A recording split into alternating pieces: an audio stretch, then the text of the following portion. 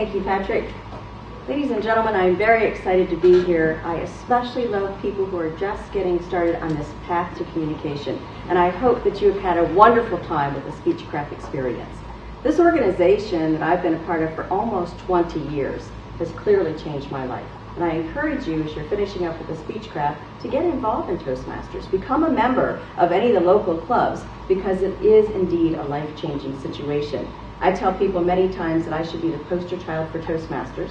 I got up in front of an audience, I was holding a pencil in my hand many years ago, and I was shaking so badly I had to take my hand and put it down on the lectern.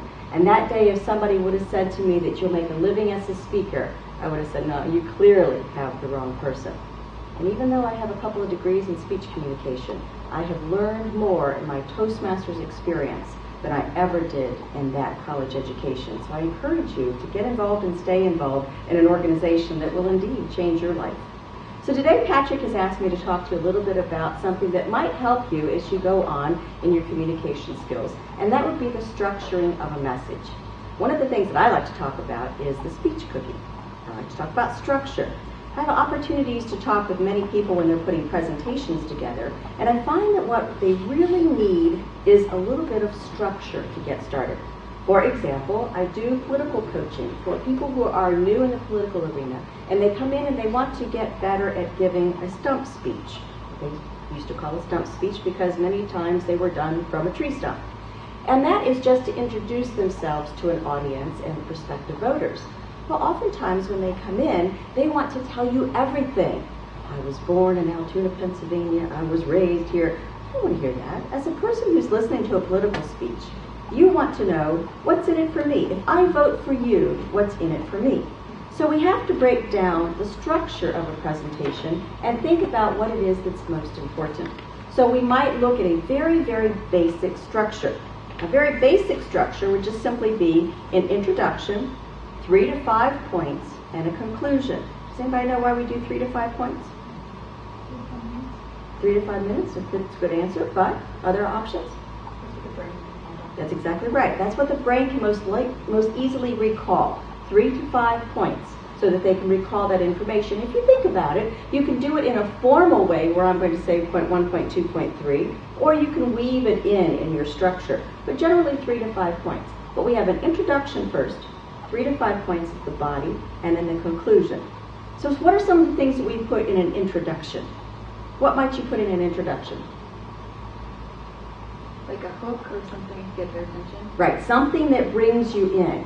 And if you can attach more emotion to it, the better you are to bring your audience in. For example, if you can tell a story. I was listening this morning on the radio, they were talking about a woman who is an organ donor recipient. She now goes out and talks to other people about being an organ donor. Do you think she has any credibility in that presentation? Yes, absolutely she does. She has established that right at the beginning because she tells us the story about needing a kidney. So she already has that established.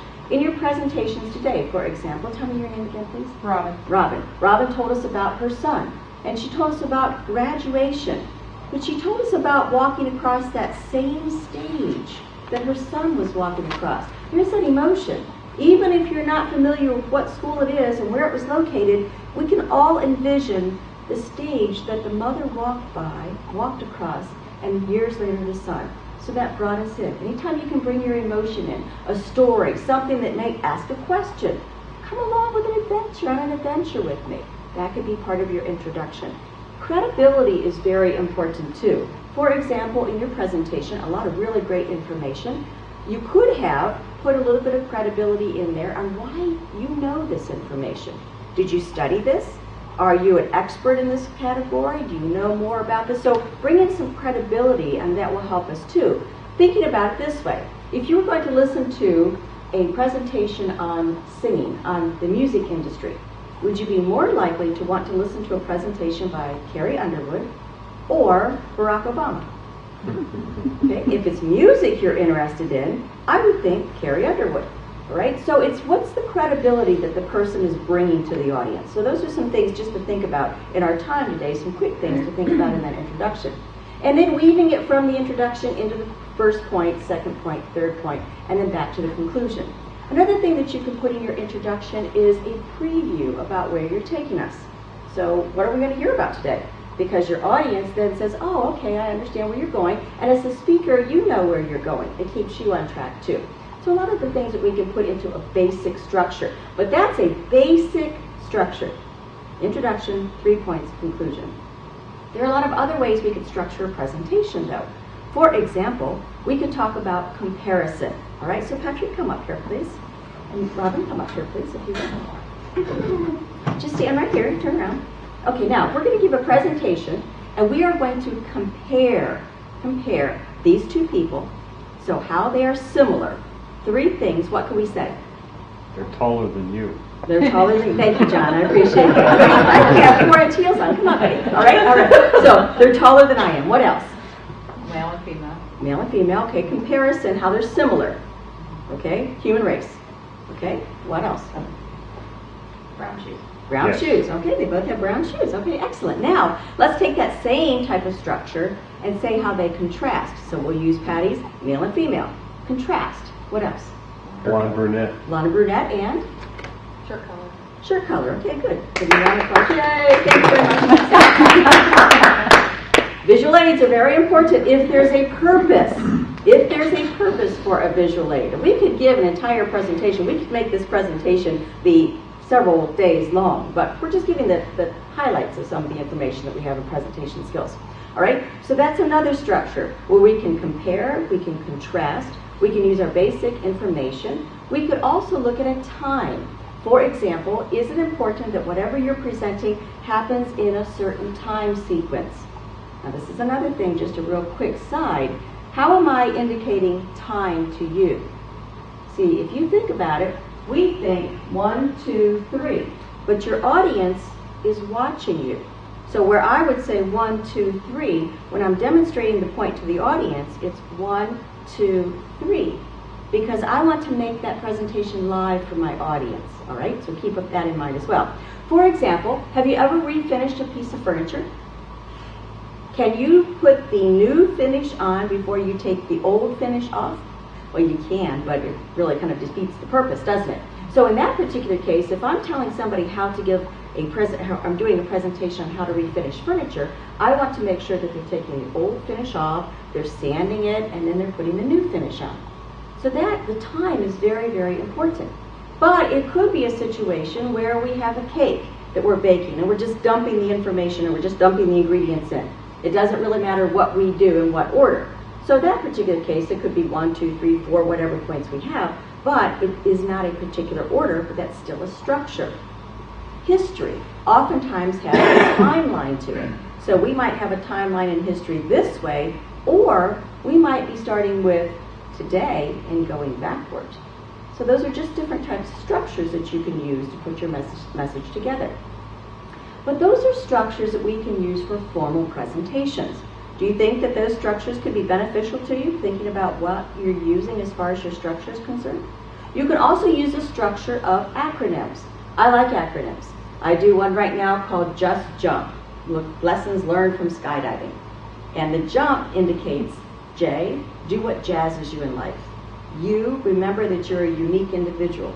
M is to make a difference in the lives of others. And P is the power of a positive attitude. Now each of those, this is a keynote address, so each of those has stories and information that goes with each of those points. So this is an hour-long presentation, or depending on the time frame, I can reduce it down to 10 minutes or make it an hour and a half, whatever I need to do. But by using the acronym of JUMP, it helps me to remember what I'm going to say, but making sure that acronym is related to whatever your topic is. So it would be different if I were giving a skydiving presentation, and for example, Angela Rogers. I don't know how many of you know Angela, I know some of you do. She just put a Facebook post out there this morning that she's going to be teaching for the Leadership Institute for Toastmasters for the officer training. And if you know Angela, you know that she does a lot of yoga. She's a yoga instructor. So I suggested that she do the yoga of Toastmasters. And then we went on from there that there are all kinds of things that she could do with yoga, but it would be related then to the topic. So make sure that it's related to the topic in one way or the other. She might talk about how a certain stretch relates to how we should be doing our training as officers or being involved in the club, or she might choose to go the motivational path with it. So an acronym can also help you with the structure. And that leads us right into the speech cookie. How many of you like cookies? What's your favorite cookie? Chocolate chip. Who said chocolate chip? All right, how many of you are chocolate chippers? Okay, what kind of cookie do you like? Macadamia nut. Macadamia nut. Okay, what do you like? Peanut butter. Peanut butter, Charlie? Oreo. Oreos. All right. Charlie's a plant here today. Anybody else like a different cookie? What do you like? Oatmeal scotchies. Oh, I haven't had those since high school or so. We won't talk about how long that was. Patrick? Double stuffed Oreos. Oh, double stuffed Oreos. Okay, I'll take both of what you're going to I say. can one up you, Charlie. Because our speech cookie is a structure for impromptu speaking. All right? Now, all the information that we're talking about today is in this book. My Life is Just Speech Material, and so is yours. And you'll find in there a chapter about the speech cookie. The speech cookie is a tool that you can use if you are not sure what to say. For example, somebody comes up to you in the hallway and says, well, how are you going with that presentation? If you say, fine, is that an answer? It is. Okay. But let's see if we could expand that. So think for a moment about the Oreo cookie.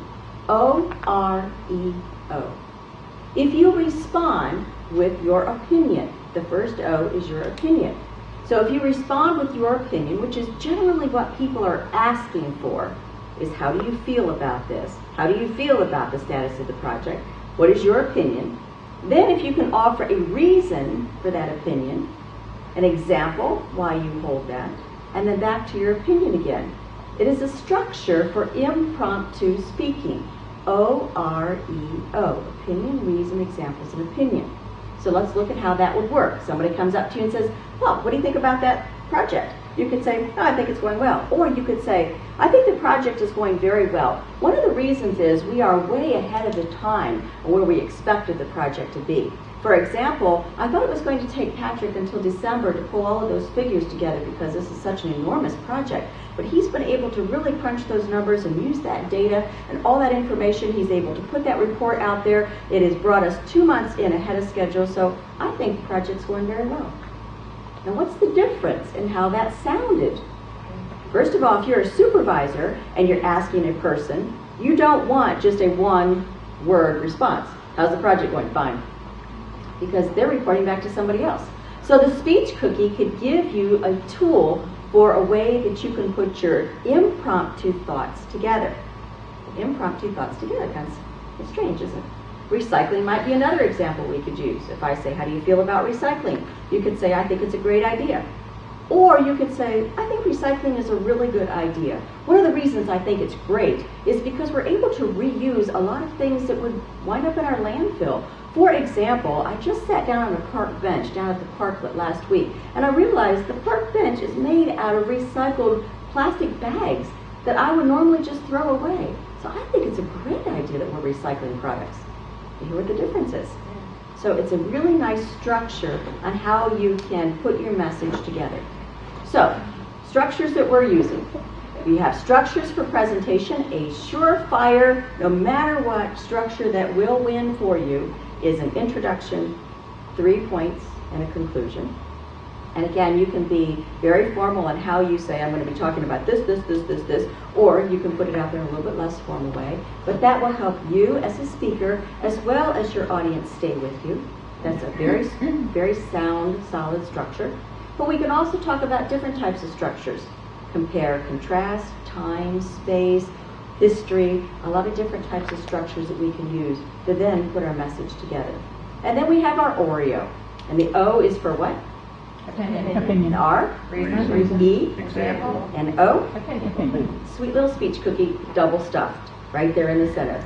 So ladies and gentlemen, there are a lot of ways that we can put a message together for sure. You're just starting, many of you are just starting on this path of putting together a sound structure. I'm sure that your experience here at Speechcraft has helped.